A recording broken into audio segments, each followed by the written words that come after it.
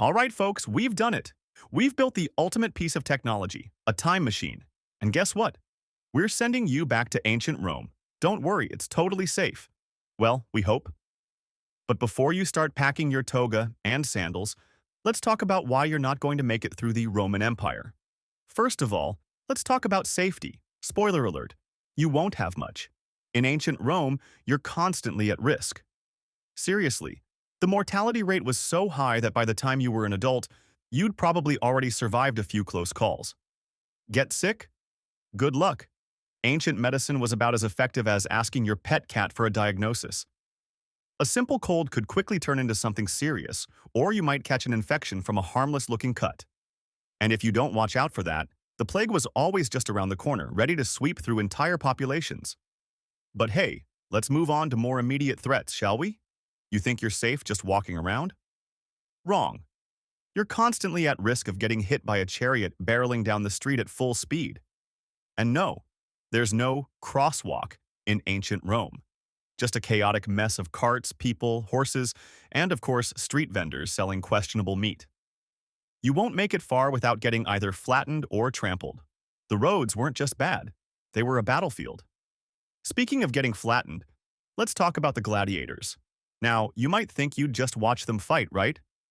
Nope. In the arena, they might decide that they need an extra volunteer to show the crowd what real bravery looks like. Before you know it, you're thrown into the pit with a guy who's been training for years to outfight you. You'll be stuck fighting for your life while the audience cheers, because nothing says fun like watching a stranger struggle to survive. So, yeah, you might be hoping for a quick exit from that one. But let's say you manage to escape the gladiators. You might think a simple trip to the market will be your chance to relax. Think again. In ancient Rome, public spaces weren't just crowded, they were incredibly dangerous. The streets were filled with criminals, pickpockets, and, random people who just enjoyed stabbing someone for looking at them funny. You could get slashed in broad daylight, with no consequences. And if you get on the wrong side of a senator or a powerful citizen, well, things could take a very bad turn.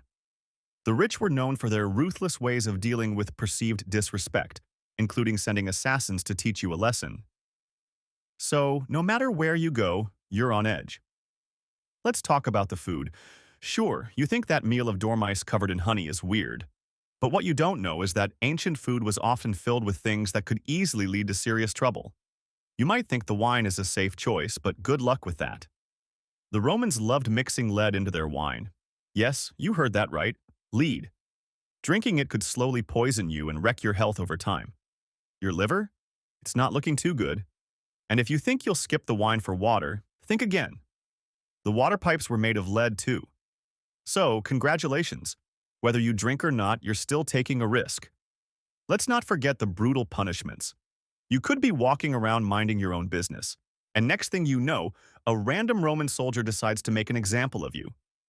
Let's say you're late for something or make a mistake. Well, the punishment could be a public flogging or worse, being nailed to a cross for all to see. Crosses weren't just for Jesus. Anyone who was a criminal or seen as a threat to Roman authority could find themselves in that situation. It was a public execution meant to send a message, and you'd be the unfortunate target. What about the people in power? If you somehow manage to climb up the social ladder and catch the eye of a powerful politician, don't get too comfortable. Roman politics were lethal. Senators and emperors were constantly scheming to outdo each other in the most dramatic ways. You could be sitting at a fancy banquet, chatting away, when suddenly, bam, you get poisoned in your wine. Or, if you're unlucky, the emperor might decide to make you a scapegoat and have you thrown into the Colosseum for some public sport. It was all about maintaining power, and you're just a pawn in their game. And if you're not getting poisoned or stabbed, your day could easily be ruined by something far more basic: the weather. Heat waves were a constant threat, and you'll be sweating buckets in your toga, which, by the way, doesn't exactly keep you cool.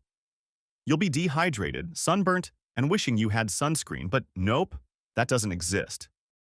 If you collapse from heat stroke, don't expect anyone to come rushing to your aid. The best case scenario is some random stranger offering you a cold sponge dipped in water, because nothing says life-saving like a damp rag on your forehead. But maybe you'll escape the heat and survive the public baths. It's a nice thought, but public baths weren't just for bathing. They were for catching diseases. Imagine being surrounded by thousands of people in one giant pool of water. Oh, and don't forget, the Romans didn't exactly have the best hygiene practices. You'll leave the bath with more than just a relaxed body. You'll have picked up every nasty thing going around. The risk of catching something serious was high, and you'd be lucky if you didn't come out with a nasty infection that could easily ruin your week or your life. And let's talk about your fashion choices. You think picking out a t-shirt is hard? Try choosing your toga for the day. You'll have to figure out how to wrap it properly so you don't look like a total mess.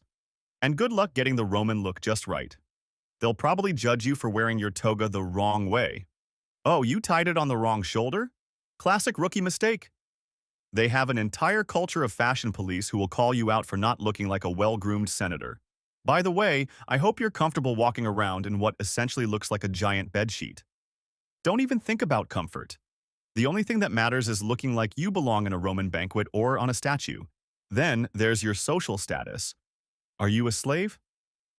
Great, you're at the bottom of the ladder and probably spending most of your time either cooking, cleaning, or getting yelled at by a Roman master. Not exactly living your best life. Are you rich?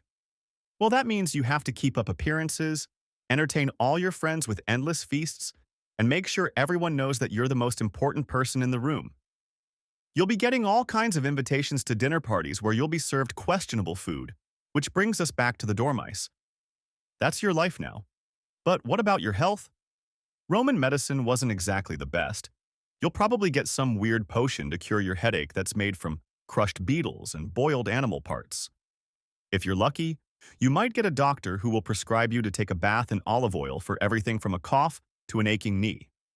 If you have a broken bone, they'll just wrap it up with some cloth and tell you to walk it off. You'll be wishing you had modern medicine and the ability to Google what to do for a broken ankle. And after all this, you'll probably be begging us to send you back to the future. Ancient Rome?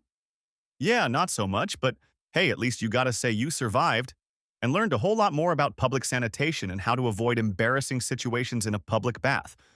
Until next time, don't try this at home or in ancient Rome. See you in the next adventure.